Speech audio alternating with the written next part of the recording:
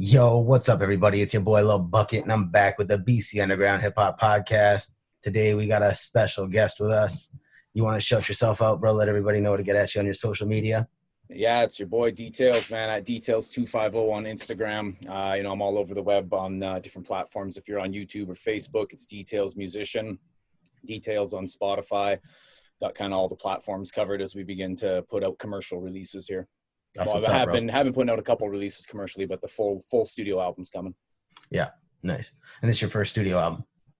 First studio album since 2009. There's a whole bunch of music from pre-social media ability to advertise your shit that most people probably will never hear, not because it's as whack as it is the wrong message. It was from a different time in my life, and it's just not something I stand behind anymore, so it's not something I really need to put out there. But yeah, this is far from my first experience into music, which is something we can clear up today, so I don't have things getting twisted in terms of some opinions and comments out there.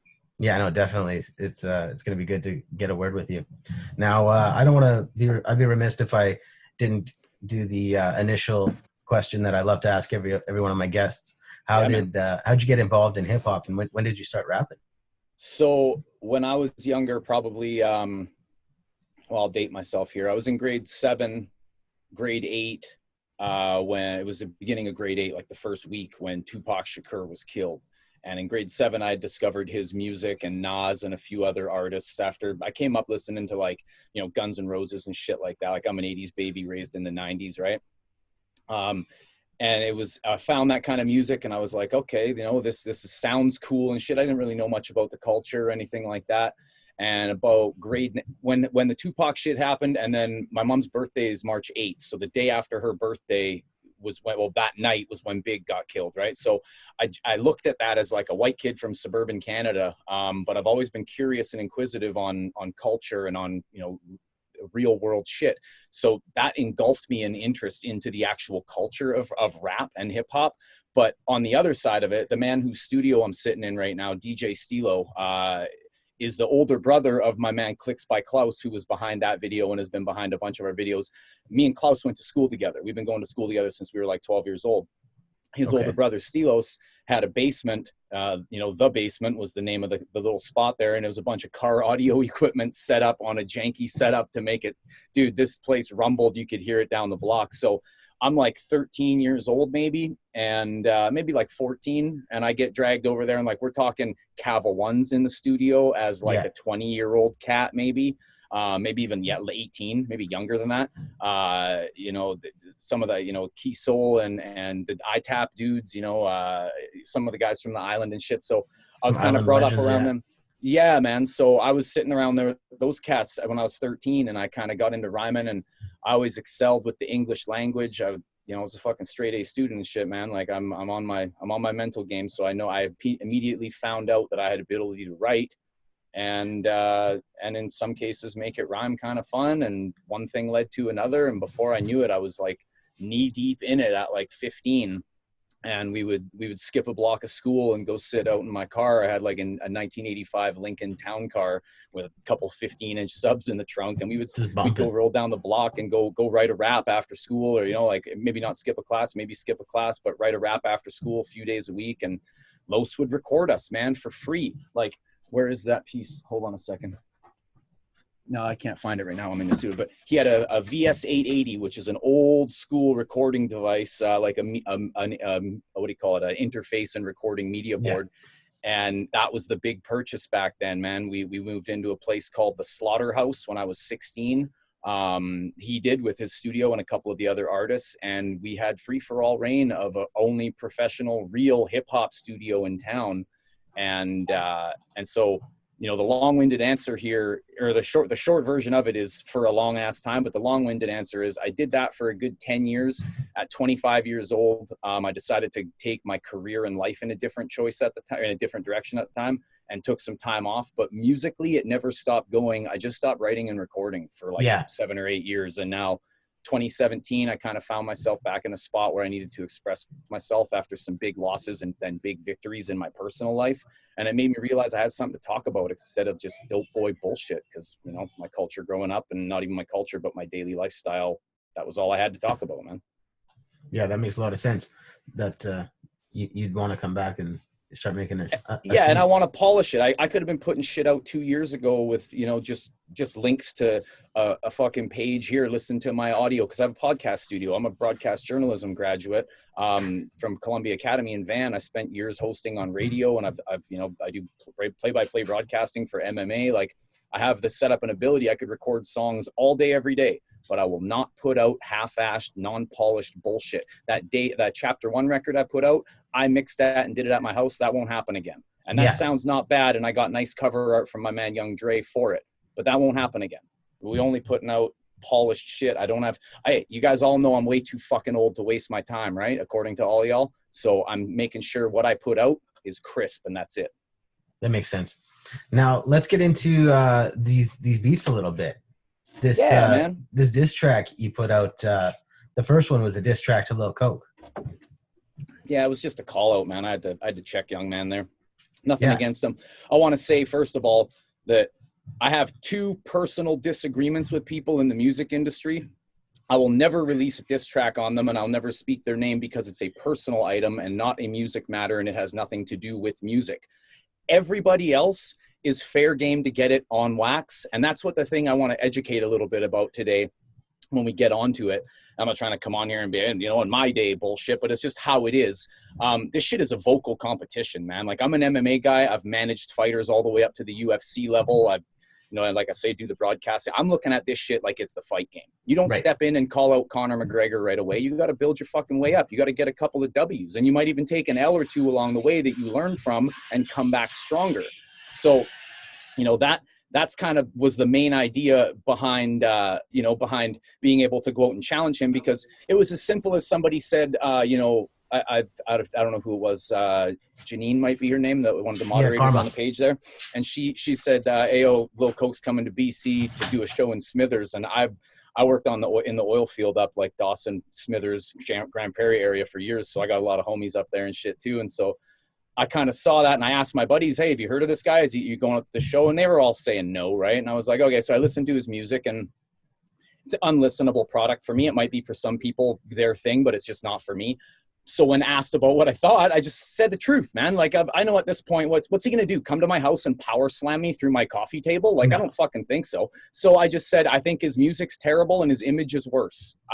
Yo, man, I am a recovered opiate addict, years out of that addiction right now. There is nothing that I would fucking do more than try to steer the youth away from losing 10 years of their prime like I did, than to put out a message the opposite of his. So I don't have time for the message, but also for a guy talking all that work and shit, he can't rhyme worth shit and he can't write a song. So I thought I would put something out to just challenge him to level up. And that was done in my own studio. I jacked the beat. I've never done that before in my whole life over a mainstream beat, except for some live show shit that I might kick.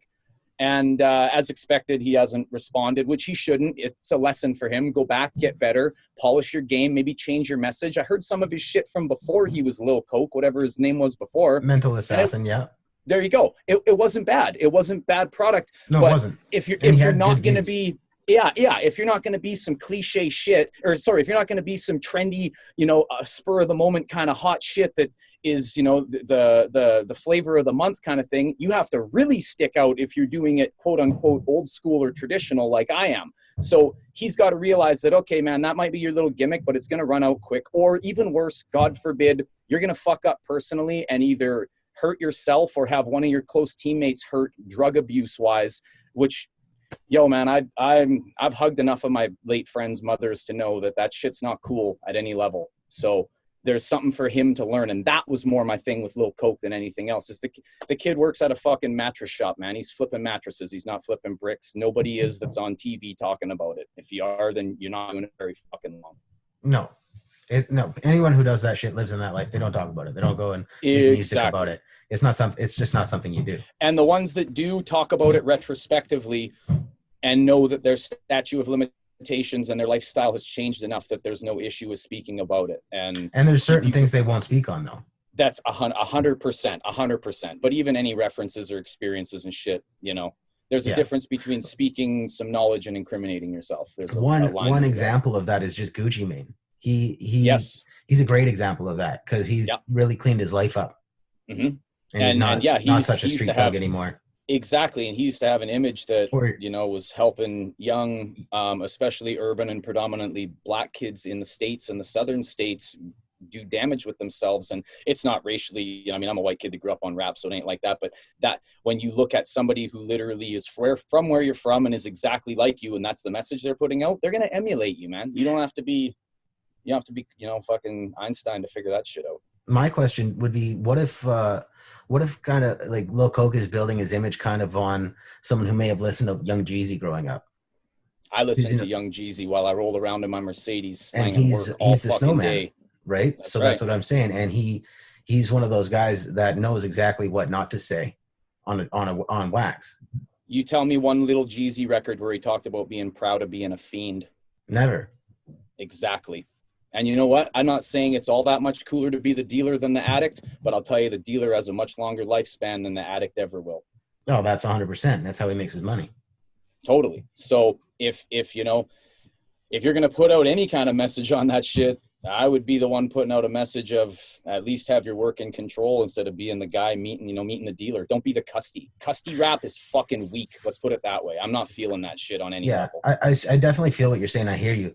My thing is just what sells today. If you look at like, you know, Lyrical Lemonade or World Star Rap, World Star Hip Hop, a lot of the stuff, the rappers coming out, they appeal to the younger audience, and the younger audience is the customers. So right? that I think is more the issue than the music itself, is what's become pop culture, for lack of a better term. I mean, we just lost a dude in Juice WRLD who, again, his music wasn't for me all the time. I liked a couple of his joints. You can't deny he was talented. Very. But, you know, I've had talks with my mother. You know, I got a long resume in terms of crazy life trauma and shit that's gone on. And my mom and I are teammates in this life shit. And, you know, she's told me like, wow, you know, you seem like you're doing something cool with the music and everything. And she goes, you know, do you regret that you weren't clean sooner so you could have done this sooner? And I said, no, because if I was 24 or 25 and I actually got somewhere with the music, me and my team, somebody would have been dead from an overdose for sure. We were ignorant as shit, running wild. You know what I mean?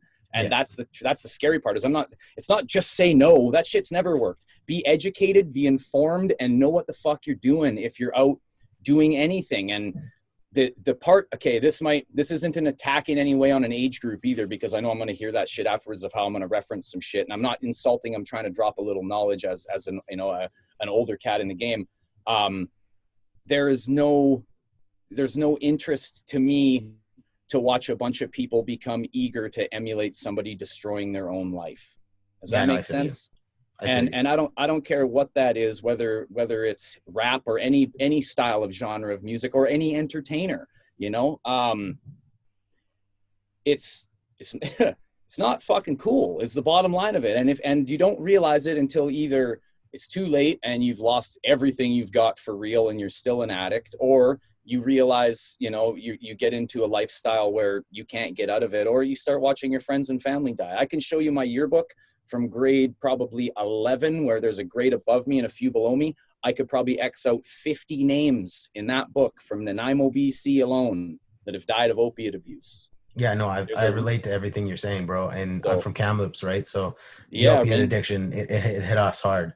Straight up, man. I can count kids that I should have graduated with. I dropped out and I was doing the drugs. Luckily, I didn't die from them somehow. And then I was able to clean up. But man, like I know handfuls of kids. It sucked. I got hit by a car while I was walking back in like 2007. And I was like, I would recreationally do a little this, little of that here and there. But the doc's like, hey, yo, here, just take these whenever you feel like you need them. And I had surgery and shit, right? Like I got hit while I was walking and shit. So it wasn't pretty. It's mostly pharmaceuticals that start. That's all it was for me ever. I never got into poking or smoking or doing any crazy shit. Man. I was really lucky. Just popping pills, but I was doing 800 milligrams of real Oxycontin a day. 10. Yeah, I know a guy. You know, that's a fucking high amount of abuse to never get unlucky enough to be fucking on the other side of the fucking train tracks. You know? I know a guy that was prescribed a liter of methadone a week. And he would go into the methadone clinic and get a liter every Jesus, week. Man. And the fiends are just sitting there like, well, how do you have so much? Totally. And he was a plumber. He broke his back. Yeah. He lifted the toilet and it wasn't unscrewed. So he was. Now, I will say there's a medical usage for a lot of that shit. There is. You know what I mean? Like, it's not like, it's not like you're saying I smoke crack for my pain. It's like, all right, bro, you're reaching there. But if, there's a point where it becomes, dependency. And it was after about probably 2.5 years that I personally noticed it by being like, okay, you've had your surgery, you're off the crutches. All you've done is sit on the couch, gain weight, and become real fucking lazy. And I luckily, for that excuse, had a very relaxed lifestyle, which was terrible for my personal life, fitness, mental health, all that shit. It wasn't until I was 25 and I had a second surgery and I was still on crutches. I was still hustling and I was doing my thing and I didn't want to be, and it was killing me to be putting a negative influence out into the world. And so I decided to ditch it all and go to broadcasting school in Vancouver. And it wasn't until I went and did that I realized what it must be like for a normal person who isn't in the game to be an addict in the real world and try and live your life and hold down a fucking job and do that shit. Was the biggest fight of my life ever. And it didn't happen in a month. It took 6 more years after being 3 years into an addiction to actually get away and walk away from it. And, being a functioning addict is the worst thing in the world. I owned restaurants. I hosted radio shows, fucking traveled and covered the UFC as a accredited media member and shit. I did a lot of traveled. I traveled a lot of places with my medicine to make sure I was good to work. And it just makes me think of how much better I could have been, even as a functioning addict. Could you imagine if that wasn't there, where I could be now? My boy Ariel Helwani, him and I started at the same event, UFC 115 in Vancouver. That's Ariel's crazy. Killing it. Shouts out to Ariel Helwani. I still holler at him. We're both shoe addicts, so but I said in that video, when the dude came up to me at Costco and was like, hey man, details, that hit him up shit was dope. And I shop for some shit there for my business that I run out here. And I thought, what if you'd have been doing this all that time ago and everything, and you think about time lost and shit, but I wouldn't have the life experience. So at the end of the day, I am right where I should be, exactly when I should be here, with exactly the message I'm supposed to bring and deliver. That's right. What I mean? Yeah, you were supposed to go through all that shit so that you could 100%, man. 100%. Because I mean, who knows what might have happened if you say if you got successful, 100% it may have been someone in your crew. It might have been you. Yep. Right. And my mom has been through enough I posted on the Underground the other day, and that wasn't on some give me some sympathy shit. If a bunch of people commented on it, that was some real shit. That's what more than half my life has been included with is those kinds of trauma where you have to look back and see. And it's not just, suicide is some shit where the person's gone, but the pain stays with everybody else for eternity, right? Yeah. And especially when you lose a parent or something like that to it. So to be able to share a little bit of that with people and show them like there's so much more to life than, and that's for the young cats, and it's not to their detriment. You can't control how old you are. When I was 20, I didn't have fuck all for life experience either, really, man. I'd lost my dad a few years prior. I was doing drugs. I was hanging out. I didn't have anything to talk about or any wisdom to give. It's only after you catch those fucking triple extra large L's and you don't know how you're going to live through it, and you wake up the next day, the sun comes up, and you're like, well, shit, I guess I'm going to live through it. How do I cope with it? How do I get to the next? And, step by step by step, you learn a little bit about yourself and come to a point where you maybe do some soul searching and figure out why you go through some of those L's and traumas, Listen to a little bit of Alanis Morissette, and I'm going to go see her in Seattle in June. How's that for dating myself? I get inspiration everywhere, man. Definitely, man. She was a great writer. And I see writers today who I'm like, bro, did you pull this out of one hand in my pocket? Because like the structure is like, it's okay. I listen to Jagged Little Pill front to back probably once a month, if I'm being honest, along with 20 other eclectic records that have fuck all to do with hip hop or rap. And that's the best thing to do. Man. I hear crazy stories from producers about how they find their influence from like jazz songs. Mm-hmm. And I'm like, that makes sense because, hip hop and jazz, they've got a lot of history together, but like you don't go listening to jazz songs to make a beat, right? Totally. And DJ Stilo, like he's got the 1s and 2s behind the camera, and there's 1, 2, 3, 4, 5, 6, 7, 8 crates of records that I can see. Plus I got the computer sitting on a stack of about 25, and Dude, there's lots of shit that ain't rap or hip hop. I don't know what half this shit is, but he does. And that's what he looks through and finds. And that's where he finds his inspiration. You know what I mean? So Yeah. yeah, I love the art for that reason, man, because inspiration can come from so many places. And I'm a personal chef. I do the music thing. I customize sneakers. Like, I'm an artist on a lot of levels. And Now, we got a little bit off topic. We were talking a bit about the I'll be dish rambling. shit. So, Yeah. Lil Coke, I do know that he's actually recorded and responded a diss to that track. Word. He's just doing he's shooting a video, I guess. Yeah. He said something about dropping it this weekend. Word. So I do know there is something coming. I wish him the best of luck with it. I won't be viewing it. I'm on and past it, unfortunately. But Yeah. I hope he polishes his craft, and I hope it's good enough that people listen to it, I guess, you know. And if he's going to say my name in it, then thank you for the views and the shout out, Coke. I appreciate that, man. That's about it for that. One thing I wanted to mention also was that when you and JML did the back and forth, it came out super quick. Mm-hmm. And well, sorry, go ahead. Yeah. JML, his turnaround rate is crazy. He'll have a song ready in 30 minutes, recorded, mixed, and done, like written, and it's ready to upload. And I mean, okay, so I have a lot of love for this dude, and I've never met him or anything, but I wanna clear up a couple of things in my opinion and in a few other people's opinions that are maybe, you know, audio people and shit like that. Now, I'm not going to say you don't have the pen game at all for 1 second. He can write his ass off. And that hook on the first shit, that Catch Me on the South Side shit was dope, man. Okay, I listened to that one about 3 or 4 times. The other 2 I only listened to once. Reasoning behind it is, okay, I'm a personal chef, okay? I can do catering event like I did in December for a big party and everything, and I go buy all the dopest ingredients, and then I cook it up and I throw it on a plate, and it tastes great, but it looks like shit, okay? So what's the first impression of that? I'm not going to like this. Right. So I'm not trying to throw him under the bus. What I'm saying here is, as a young man like him, he is a diamond, okay? He really, really is. But he's yet to be polished enough to be put in the same case as other polished jewels, if I can make that reference. The kid's got unreal talent. And I would be dope to either, see him have access to somewhere like I'm fortunate enough to have here with Los, and have, you know, I got Clicks by Klaus on the team, my day one doing the videos. If he can, and it's not a shot at him, but don't take it this way, P. If he takes a little more pride in his craft, and I tried to say this to him in a comment, and I can understand how it would come across salty. There's no NBA or NHL players in the world that go out to practice and they fucking just cruise around and fire pucks around. Because if they do, they're up in the press box. They're not on the fucking ice. So you need to practice how you play. And that might mean nothing coming from me. That's cool. You might be my age at 35 before you realize how fucking right I am on that. And that's cool too. But as somebody who's been in the media game and is not even rap, just exposure, advertising, first impressions, visually, audibly, all that kind of shit.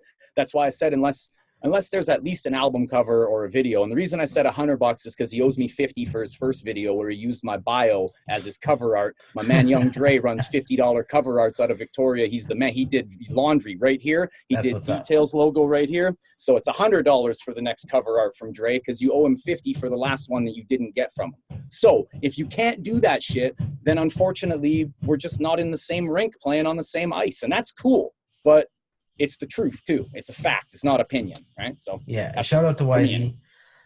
He was on the podcast a long time ago. Rest in peace to Don Castro, man. He had a crazy back and forth with Don, and we covered it on the podcast.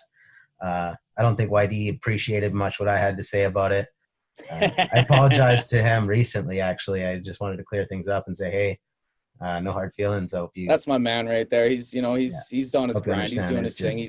He's also, still rest in peace to his brother, Joe Goche, as well. Everybody from Vic's still hurting on that. And as somebody who, as we discussed earlier, lost an immediate family member very unexpectedly, my heart goes out to him and his family and everybody coping and dealing with that bullshit over there. So, but yeah, Dre's the shit when it comes to design work. If you're looking for some shit on the island or anywhere for that matter, holler at. Shout out to that. Yeah, I'll say that too. He does killer work.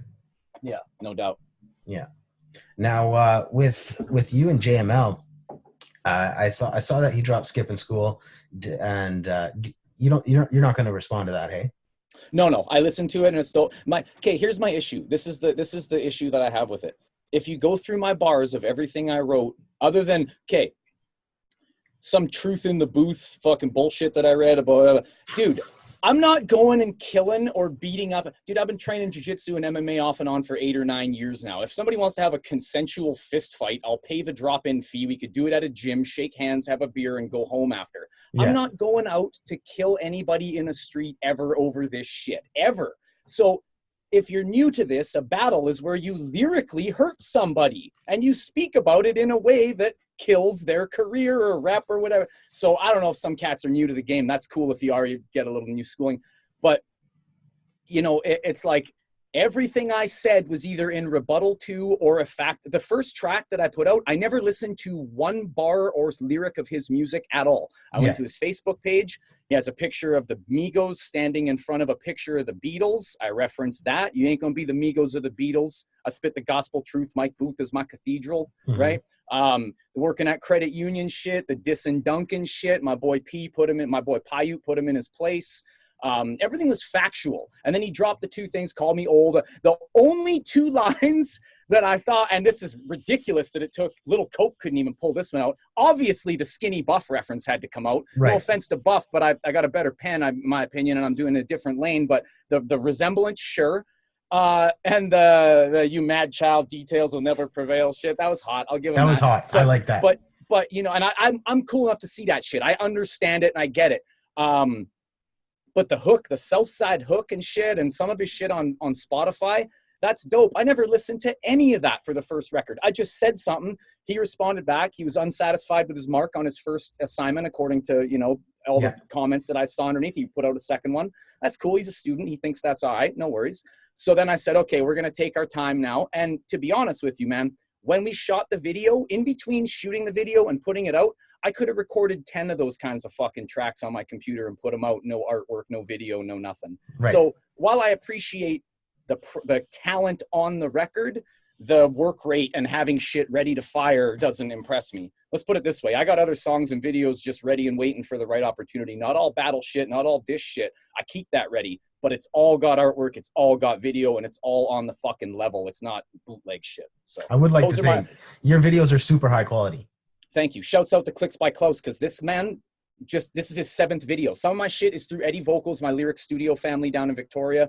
Iwas, as he's now known vocally. Him and I killed 2 tracks the other night. Like, yeah, I've recorded 5 other songs since I put out Hit 'Em Up and Backup, too, that have nothing to do with battle rapping. So it's like, you know, having a guy like Eddie Vocals, who's running the studio in Vic. I'm there weekly. And then I got Clicks by Klaus with this last video. This is his 7th video, maybe even 6th. Self-taught completely. We started with Welcome Matt in like fucking May. Okay, he was like, you know what, bro, I need to be part of this. My brother's your engineer and producer. We'll talk more about what producer really means in a bit. And I think that I can be what you need in terms of video guy, because I've always loved it and I've never done it. I said word. So he borrowed a camera for a month. We messed around and I watched that man. Okay, so I'm not putting everybody's business in the street, but I talked about my addiction issues and my lifestyle and shit. And it doesn't take 2 and 2. It does scientists to put 2 and 2 together to say my day one was probably in the same boat. So him and I have both beaten that. Now he's shining, dude. 7 videos in with no training. Are you fucking kidding me? We shot that at 1 a.m. in the rain in Nanaimo, dude. It was not optimal conditions by any mean, you know? So I got to say though, man, if without my team, and it's not a huge one, it's about that many people, we're making things of high quality out here. That's what's up. Now, what let's hear about what you say a producer is. Okay, so by definition, a producer is a man who produces, well, not a man, is a human being who's behind a board that produces your music. And while I agree, hey, who produced the beat? That's true, who produced the beat? But a producer is not just a beat maker. So people are online talking about, well, and you know, Jay's a singer and shit, so he's got the advantage because he's got more. I write hooks, I just don't sing them. Just like a producer produces music that he doesn't write. I wrote the hook for Backup. I certainly didn't sequence it and lay it out like that. It took a man behind the board that knows what he's looking for sound-wise to produce the sound. So he didn't make the beat, but a producer is somebody who helps a musician or an artist produce the best sound and the best finished product. An engineer is a guy who can sit behind the board, record the shit out of you, yes. And a producer is not just a guy who makes beats and throws them out. That's a beat maker. Yeah. You know, and no less credit. It's just the improper terminology. So, well, it's because you see produced by on so many tags. Yeah. And then you've got all these beat makers, and they, like, there's tons of them, right? There's a few in BC Underground alone, and it's great that we have them. It's awesome that we have access to these guys, but they are part of the issue with what you see, the beat tag produced by, and then you think, okay, so he's a producer. But I'll give you a little bit of an example again. Baby No Money, when he produced La La La with Y2K, or when he wrote La La La with Y2K, Y2K helped him produce that track, and they both got certified platinum on it, even though Baby I saw that the other day. Shouts out to YBB. Shouts out to Baby No Money and Y2K. The thing is, Baby No Money is the only one with his vocals on it, right? So it sounds like there might possibly be two people on the song because Baby's vocal range changes, but the thing is, Y2K had so much to do with like the melody, and you can hear him in the background in the beginning because Baby No Money's like, oh fuck, did I forget that melody? And then you hear Y2K, he's like, yeah, it was la la la la la la, and then he goes off and does all of his lyrics, and they're all of the syllables match up to the melody. Yeah, and it's almost like he's kind of teaching in his music in that sense, because like you can kind of pick it up, right? There we go. Pretty easily. It's pretty beautiful to see that. Music with a message that's not just it's teaching you history and potential future in terms of ability and things you could take from something as inspiration. Again, to make the MMA reference, guys watch their favorite fighters to pick up new moves that they could take to the gym and make their own. That's the same way he's teaching. Yeah, he's teaching the next generation, right? Yeah, and one thing, my favorite thing about Baby No Money's music is that it's fun to listen to. Like it's not like you're listening to, like, this is some hard shit. It's like, yeah, it's fun. It makes you smile, dude. That's why I listen to shit like Alanis Morissette, or like, I need to listen to Supertramp, or I listen to Patrice O'Neal, Louis C.K. and Bill Burr's comedy while I'm in my kitchen doing my thing. Meal prep, by the way, not crack cocaine, in case anybody thinks I'm out here fronting again.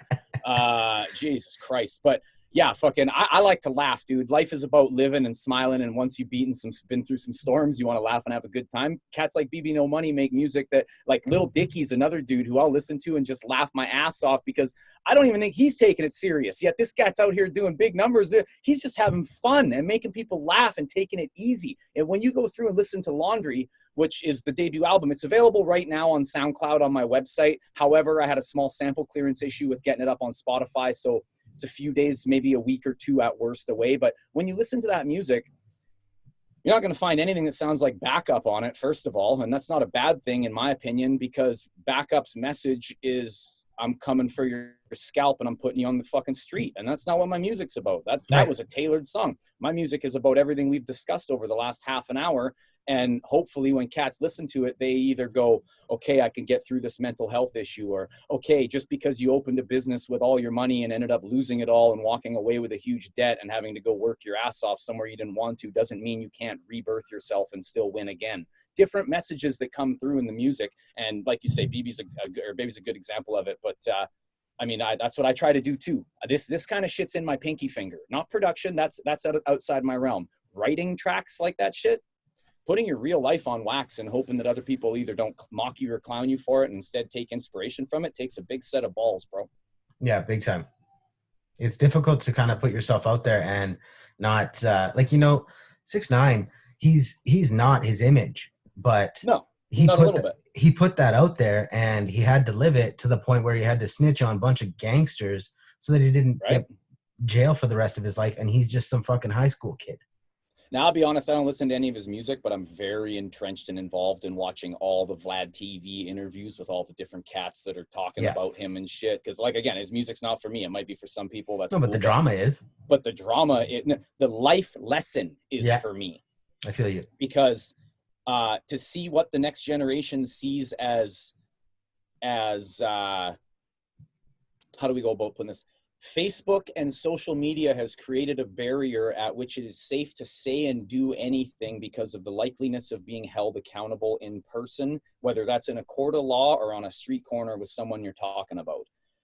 unfortunately, should be a wake-up call to a lot of people about that fact alone. I mean, look at this yin and yang. You got 6ix9ine, Snitch 9, sorry, I forgot. He's found himself into a position where he's gnawing his way out of his sentence with his big fucking razor sharp front teeth. And then you've got Bobby Shmurda, who took extra time so that he could stay in jail longer with his homie, who actually is the one that took the rap, so they can both come back out at the same time and keep grinding. Yep. Now, I'm not going to admire anybody for wanting to be in jail. I've never stayed long.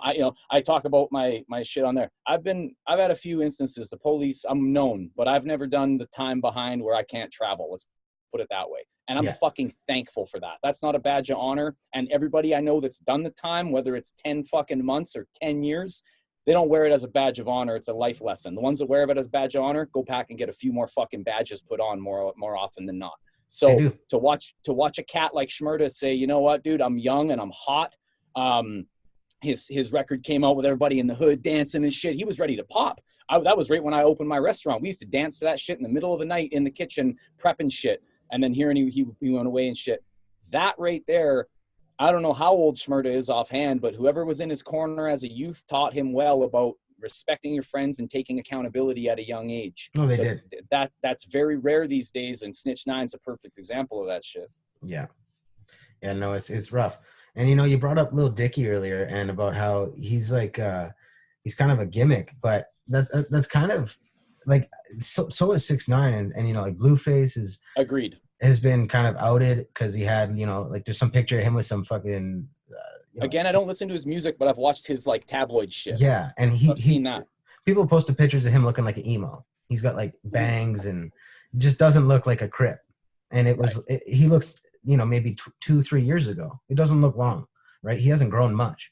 And now all of a sudden he's got this image like he's some big Crip gangster and he's getting crazy views. Yeah, man. But like Lil Dicky, it's like that. It's that gimmick thing that kind of it works for them. Perception is 95% of the truth these days, brother. Yeah, and that's kind of like what's one thing I look at when I'm doing my Lil Bukkit thing is like I want to do a gimmick with it, but at the same time I got to be really careful. I don't want to end up. You know who's nailing the gimmick out of the fucking park like a juiced up Albert Pujols in the second inning? Windex, bro. Because DTG is a talented motherfucker. His pen is ridiculous. Yeah, it's good. He can flip from DTG to being Lil Windex, and it doesn't have to be believable, but it's quality enough that you can't discount him. Even if, as I've already said, you don't really support all the message behind it. Mm-hmm. It's a quality enough gimmick. Vince McMahon should be calling him and asking him if he's busy, because that's a gimmick that is WWE worthy, because he's killing it on it. You know what's funny? I actually noticed, I saw somebody shared this song earlier by this guy named Lil Bukkit, and Lil Bukkit had a song called Bought on Wish, where he talks about how he bought everything in the video on Wish. And you can imagine how that'd be funny, right? That's cool. That's very topical and like pop culture-ish, right? Yeah, it's really fun. I'd click on it if I saw it, right? It's smart. And then so halfway through this song, you know how Windex is doing that cameo thing? Yeah. It's got cameo.ca/Windex or whatever. And you buy your cameo and shit.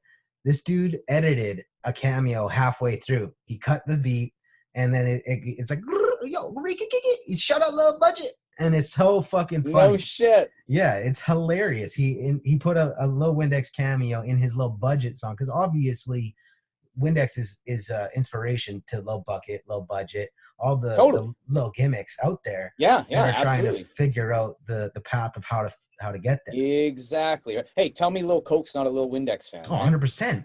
100%. Well, Mental Assassin was him, right? Mental Assassin was him when he was like, yo, I want to spit hard bars. I was dabs only before. I've done 8 rap battles, and I won one. I won one of them. So, I mean, I was doing something right. Yeah. But that wasn't that type of rap isn't for me. I'm not a hard hip hop boom bap style of rapper. I love listening to funny fucking music. And I want to make that shit. I want to make funny music. So that's what I'm going to do. See, there's nothing wrong with that as long as, in which you do, and you really are, you don't take it to a too serious point where you're on social media platforms flexing as the character rather than that's the thing. Rather than realize there's a fine line. You could be the character, but just don't flex out the character box so hard that you become completely unbelievable from the jump, because then you lose a large part of your audience, in my opinion. Yeah, they don't find you genuine. Exactly. And even though not you're genuine gimmick, enough to find it funny and believable. One or the other is cool, but if you can nail both, it's a fucking hook, line, and sinker scenario. Yeah, no, it's sick. Look at Trailer Park Boys, dude. Do you think that's reality? No, but it's fucking Obviously, hilarious. right? And the outcome, and the scenarios, the writing room for something like that, they started on Showcase with no money, getting a grant to be able to put their music or their production out over a Canadian content. Those dudes are worldwide known now for making fun of themselves, not even of themselves, like self-deprecating, hilarious humor. Sign me up all day long. You know? No, it's good stuff. Yeah. Trailer Park Boys are funny. All right, man. Well, is there anything else you want to touch on this podcast? I want to give a shout out to JML, to PJ. He ignited something in me that has been sleeping for quite a while. He brought out some of the best in me. And the best in me now brings a much better product than the best in me did back in the day. So I want to thank him and give him props and a shout out. Like I say, I might take a back seat for just a minute I'm not responding to anything.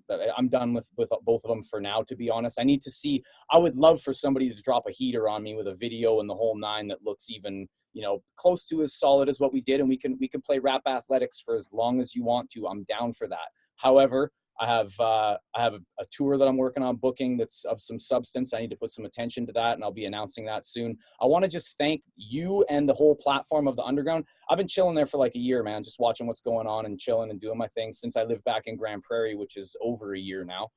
And to be able to put the music out and I got snubbed, wink, wink, on the bracket this time around. So I had to create my own bracket. You know what I mean? So I had to go out and make a little something happen. And it's just dope to know that I've got a lot of people's attention, and for the ones that are down, cool. And for ones that aren't, directly to only the ones that aren't and want to clown me out, 20% of a 4,000 person forum is not going to fucking stop my momentum or success when it comes to doing something worldwide. So that 20% that wants to call me all the names while being old and this, that, that's cool, dude. You keep giving me views and shout outs.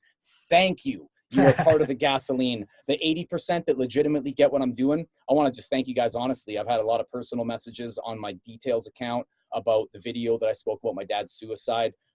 It took me 10 years to realize I was far from the only one that went through that shit. So to the half dozen or so dudes, I won't name them because that's their personal business. Hey, you're going to make it through this shit. There's a 5-year anniversary coming up for one fella here in a couple of days. And, real life will always trump make-believe. And music, at the end of the day, is a make-believe therapy that should mirror reality, if that makes sense. No, it's beautiful. That's what this is and what we're doing. So please follow my shit that I'm doing. I'm going to be putting out a bunch of content. Shouts out to Iwas the Voice, Lyric Studio. I got a banger coming out pretty quick here with Fresh and Fur, Mr. ESQ, Iwas, all on a Sea-Lance beat, cooked up nice and proper. Shit. That's going to kick off a project called Island Royalty. Island Royalty is going to highlight, well, I don't really need to explain the fucking record if it's called Island Royalty, right? It's going to highlight what the fuck we're doing out here. And then Details Laundry, as you can see on both sides of me here, will be released soon. I want to give a shout out to DJ Stilo, my day one, my hip hop papa. This is a dude who's had my back since day one. Follow him at DJ Stilo. He's a little bit of an underground cat, but I'm determined to get his knowledge, talent, and ability recognized. Shouts out to Clicks by Klaus.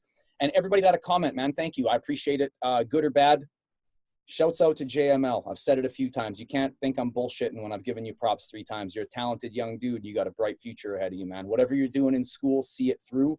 That will give you the back pocket fucking guarantee that no matter what happens in your life, you can always bounce back to it. But pursue your music craft, man. And to every cat out there that's young, I'm 36 years young. I had a birthday a week and a half ago.